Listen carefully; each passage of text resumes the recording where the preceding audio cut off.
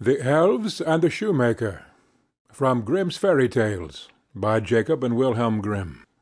Translated by Edgar Taylor and Marion Edwards. This recording is in the public domain. Read by Bob Neufeld. There once was a shoemaker who worked very hard and was very honest, but still he could not earn enough to live upon, and at last all he had in the world was gone, save just leather enough to make one pair of shoes. Then he cut his leather out, all ready to make up the next day, meaning to rise early in the morning to his work.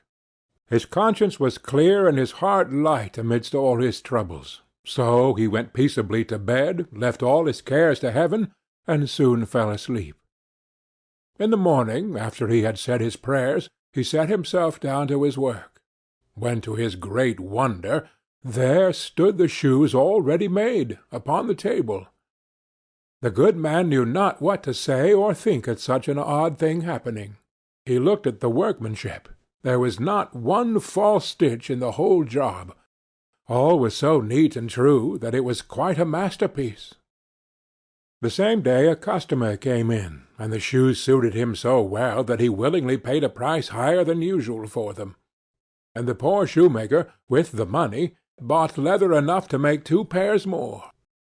In the evening he cut out the work and went to bed early, that he might get up and begin betimes next day. But he was saved all the trouble, for when he got up in the morning the work was done, ready to his hand. Soon in came buyers, who paid him handsomely for his goods, so that he bought leather enough for 4 pair more. He cut out the work again overnight, and found it done in the morning as before. And so it went on for some time. What was got ready in the evening was always done by daybreak, and the good man soon became thriving and well off again.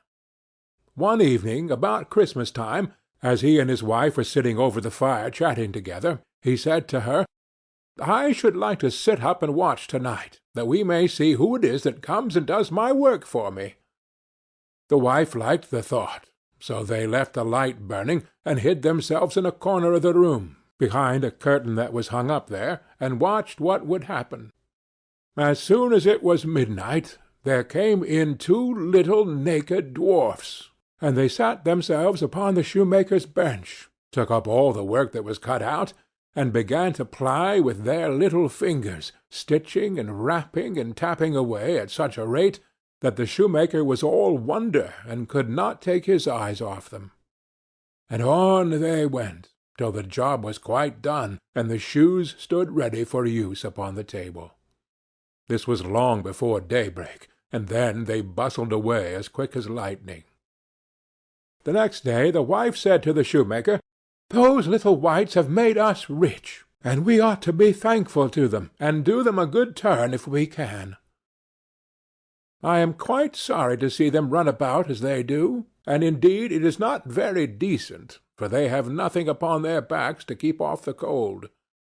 I'll tell you what, I will make each of them a shirt, and a coat, and a waistcoat, and a pair of pantaloons into the bargain, and do you make each of them a little pair of shoes."